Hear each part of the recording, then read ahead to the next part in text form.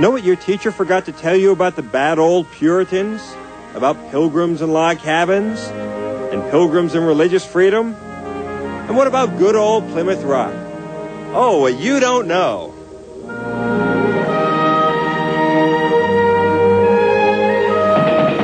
In 1620, a hearty band of pilgrims left behind the tyranny and oppression of a distant place in search of liberty in a new world. They landed on Plymouth Rock and then built a log cabin community based on the principle that all men should be free to practice their religion any way they choose.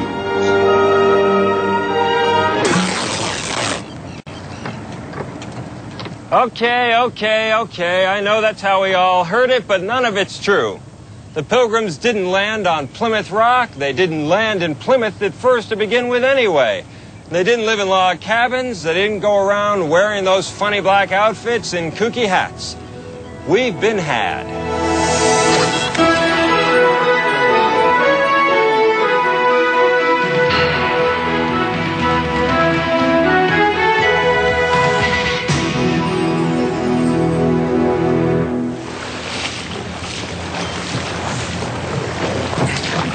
To get to the bottom of this Pilgrim scam, we decided to start with Plymouth Rock.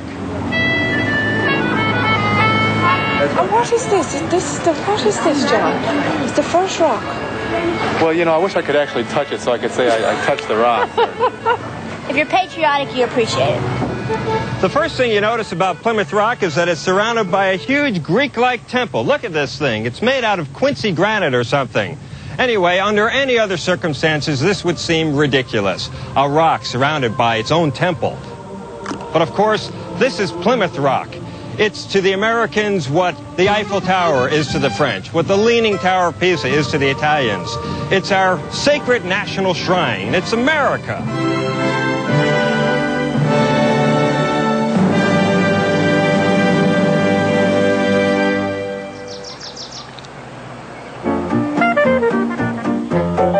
Indeed, the rock is so important to us that pilgrims visit the place night and day, every night and day, 365 days a year. Even presidents visit. When they put up the temple in the 1920s, President Warren Harding came up from Washington to join in the celebration. When I was a kid, there was no portico. The rock was just here. The portico has been here since 1920. This was constructed. Well, maybe it was open then, but I remember walking on the rock. Indeed, you might very well have, because there was more shoreline here, and there wasn't the railing here. Yeah. Look we have a bird on the rock. And here's what all the fuss is about.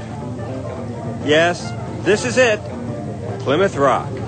We came all the way from Hollywood, Florida to see this rock, and it's not big enough.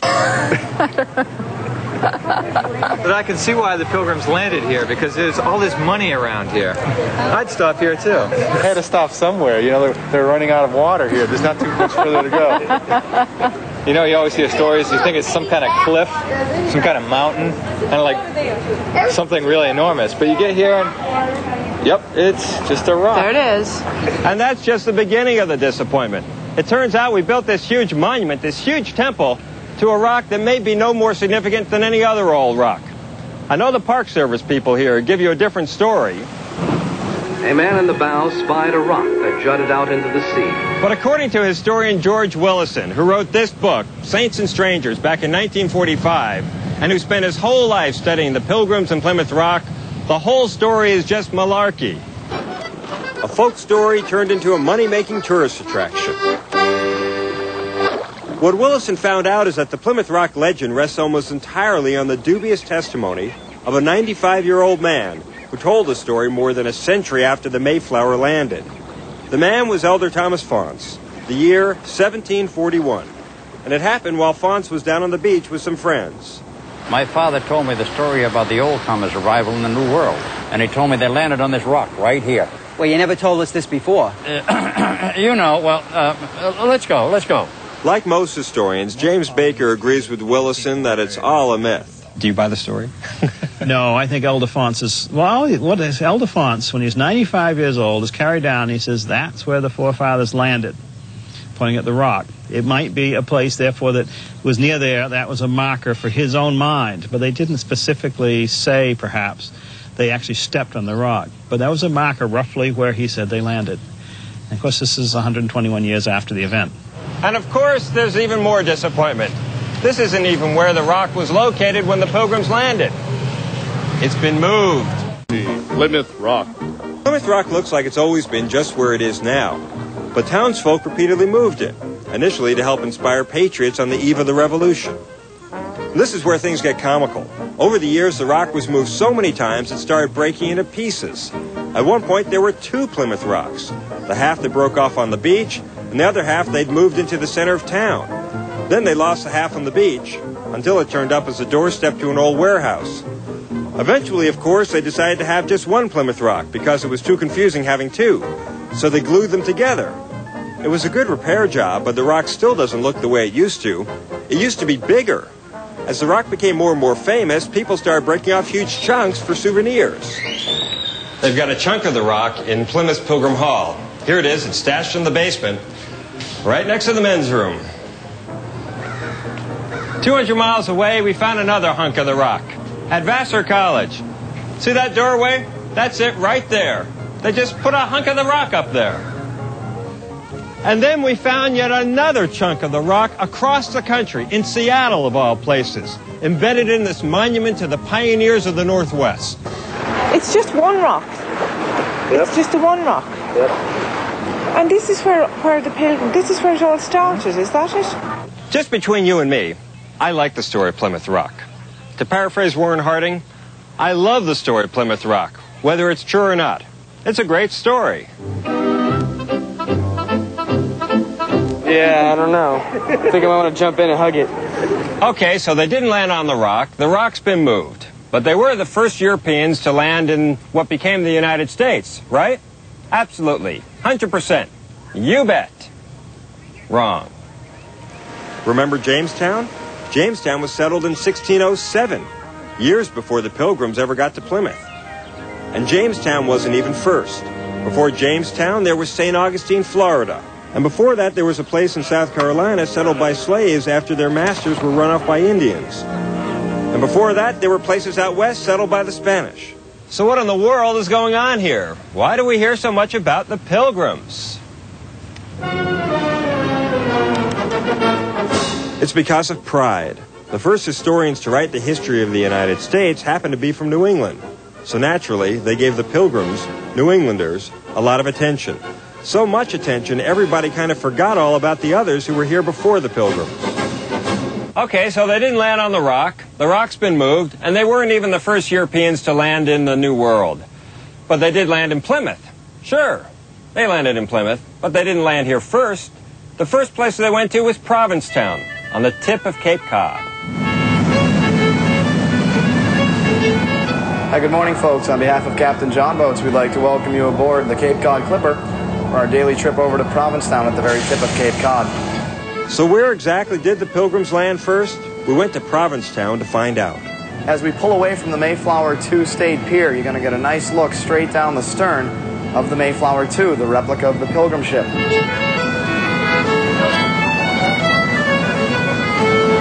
When we arrived in Provincetown, we immediately set out to find the spot where the Pilgrims really landed. But this wasn't Plymouth. Our search wouldn't be easy. Do you know where the Pilgrims landed? In Plymouth. If it's not Plymouth, I have no idea. The first time? Plymouth? Maybe it's Provincetown. Provincetown. It landed. I'll put Provincetown in. It was in this nearly deserted place that we finally found what we were looking for.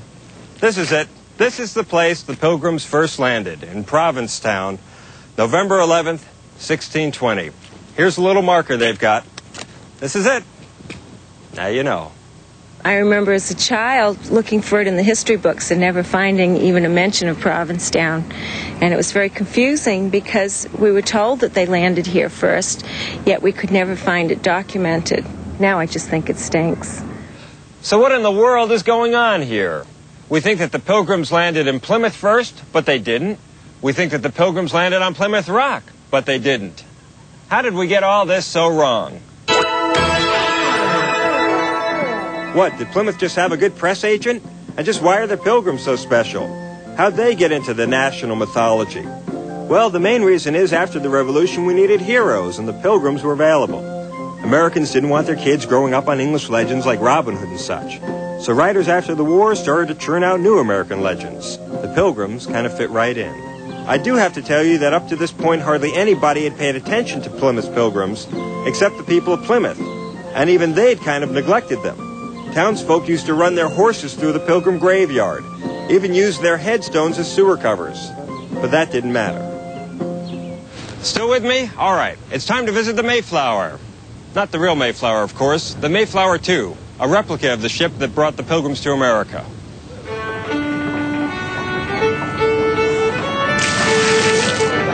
As the replica shows, the Mayflower looked about the way most of us would imagine it did. But be careful how you imagine things went. First, most of the people on the ship weren't religious. Sorry to tell you this, but only about a third were pious pilgrims. The rest were either servants or adventurers, out for gold and cod and glory.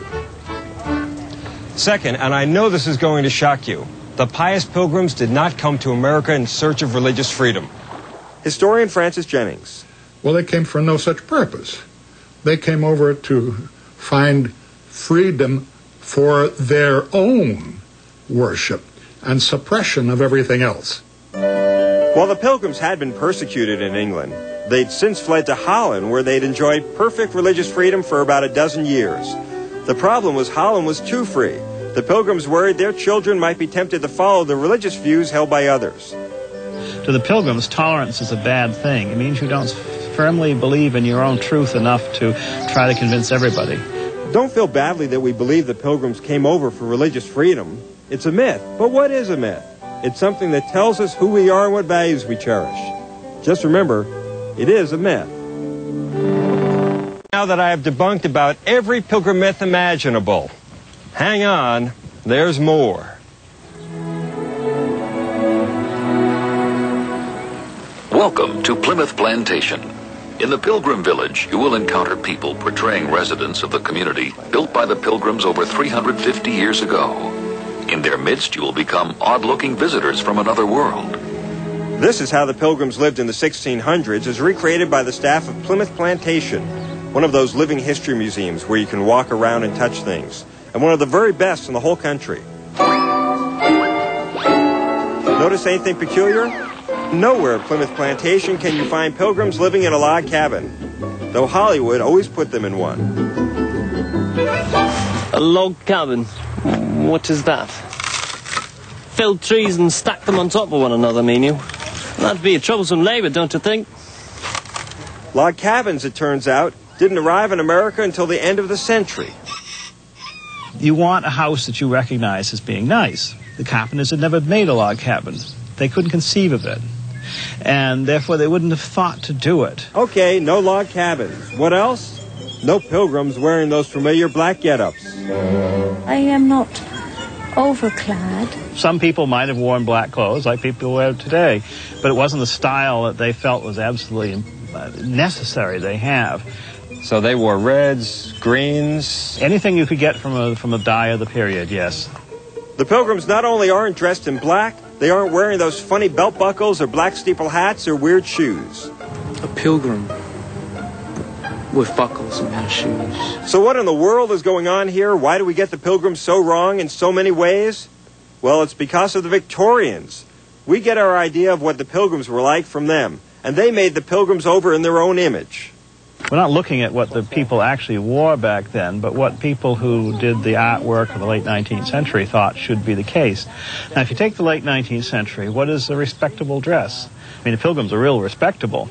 Well, you wear a black suit, and you wear a little bit of white linen at your cuffs. In other words, it's Victorian respectability made back to the Pilgrims. And why the buckles on the shoes and belts? No, I'm not certain why you would need a buckle on a hat. A buckle in the 19th century was more or less to denote quaintness and old-fashioned. The Pilgrims got buckles all over. They're old-fashioned. We'll put a buckle on them. They're quaint. But think of Santa Claus. He has one of those buckles, right? And he has that kind of coat. Or, for that matter, leprechauns have those buckles. I mean, they're like mythical creatures, like Santa Claus, Pilgrims, leprechaun, all the same thing. Okay, we've done the Pilgrims in everything, right? We've done the Pilgrims in their shoes, we've done the Pilgrims in their hats, we've done the Pilgrims in their clothes, we've done the Pilgrims in the log cabins, we've done the Pilgrims and... Wait, there's one thing we haven't done. The Pilgrims and the Indians. What about that?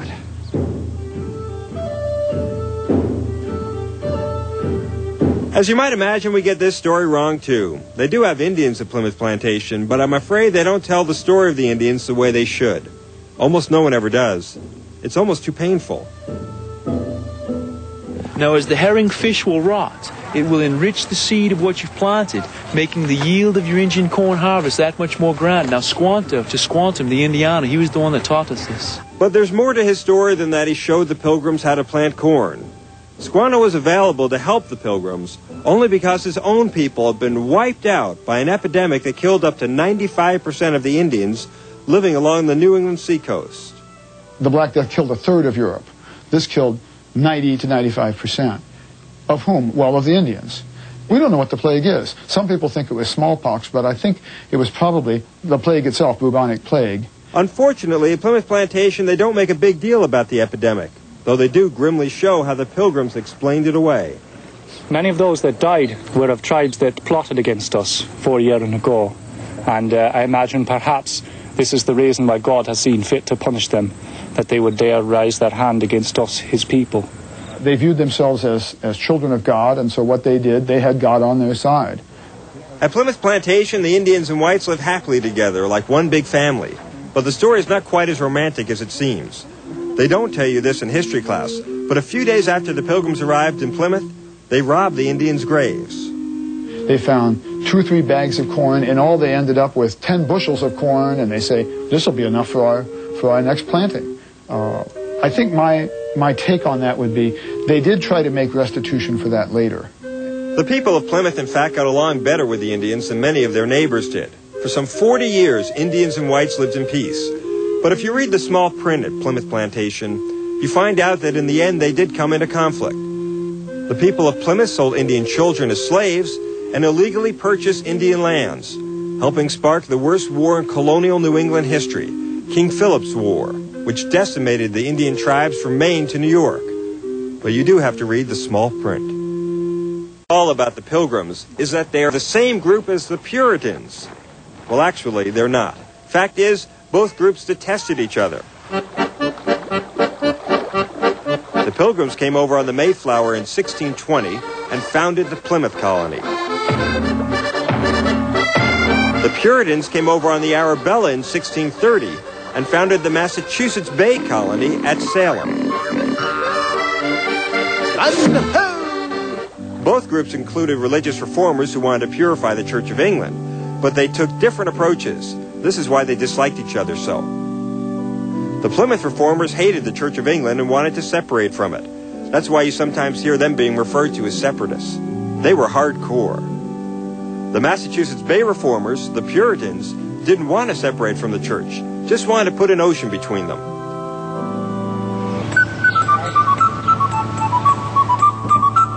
And just like the Pilgrims, the Puritans have their own living history museum, Salem 1630, Pioneer Village. To help clear up the confusion about them, we decided to take you there. The first thing you see upon entering the village is the pillory. It seems like a bad joke that they let the kids play around it like a jungle gym, except that in a way it fits. The Puritans weren't grim and harsh the way we think they were. Well, that's enough of that. See you later. Their humorlessness, of course, is legendary. Puritanism is the haunting fear that someone somewhere may be happy. Writer H.L. Mencken. The Puritan hated bear baiting, not because it gave pain to the bear, but because it gave pleasure to the spectator. Historian Thomas B. Macaulay. But even the Puritans approved of having fun. And you might expect some kids to be playing with their toys, maybe doing their chores here as well. Puritans certainly not afraid to have fun. In fact, the children were skipping rope on the Arabella on the way over here. They were having fun. They didn't even dress grim and dreary as we think they did. Actually, given the harsh living conditions at Salem, the Puritans had every right to feel grim. In the early years, they lived in hovels like this, 10 to a room. Later, they graduated to houses with thatched roofs. It was enough to drive anyone to drink, and did. They chose this place close to supply of fresh water. But drinking is not as straightforward as you might assume. They'd much prefer to drink alcohol. Puritans did drink quite considerable sums by our standards, certainly not afraid of drinking by any means.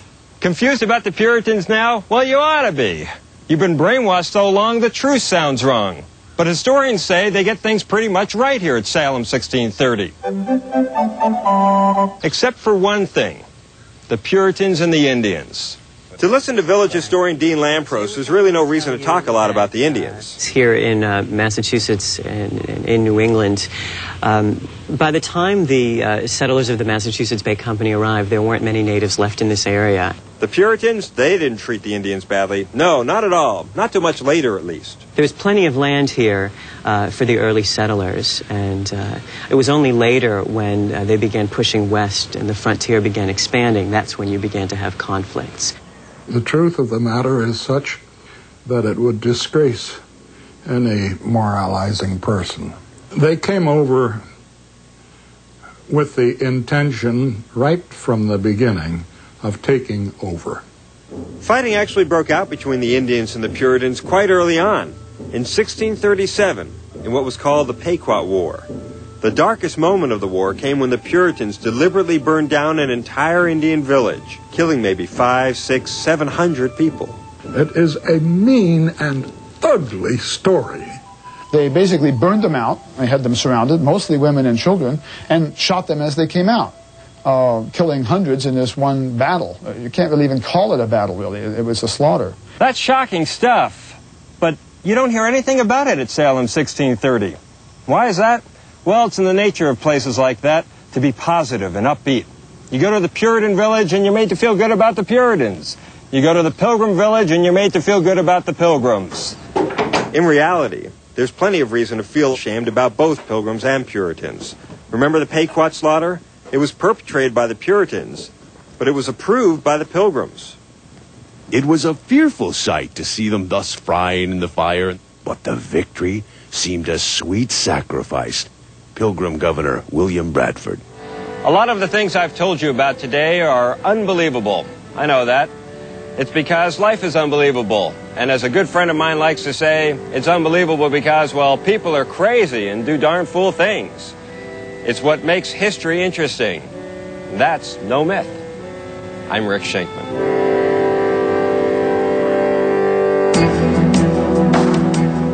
Coming up, tuck in the bib, roll up your sleeves, and get ready to pig out. Vicariously, that is. It's the annual Memphis Best Barbecue Cook-Off. And take a trip to the Big Top on Amazing America, next here on TLC.